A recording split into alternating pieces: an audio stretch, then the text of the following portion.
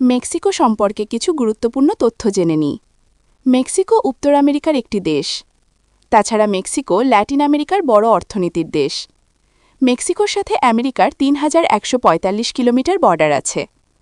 বাংলাদেশে মেক্সিকোর কোনো এম্বাসি নেই। মেক্সিকো ভিসার জন্য অন্য যে কোনো দেশের এম্বাসিতে গিয়ে আবেদন করতে হয়।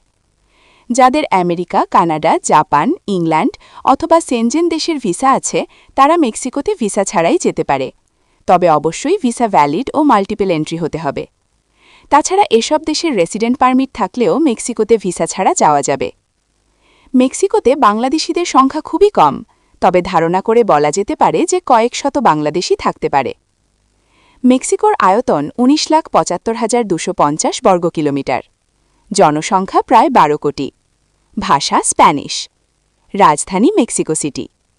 মেক্সিকোর মাথাপিছু আয় $১৩ থেকে $১৪,০০০। মেক্সিকোতে সাধারণত ট্যুরিস্ট ভিসা, স্টুডেন্ট, বিজনেস ও ওয়ার্ক পারমিট ভিসায় বাংলাদেশিরা যেতে পারে। মেক্সিকোতে ৮৮% খ্রিস্টান, ১০% নাস্তিক ও ২% অন্যান্য ধর্মাবলম্বী লোক আছে।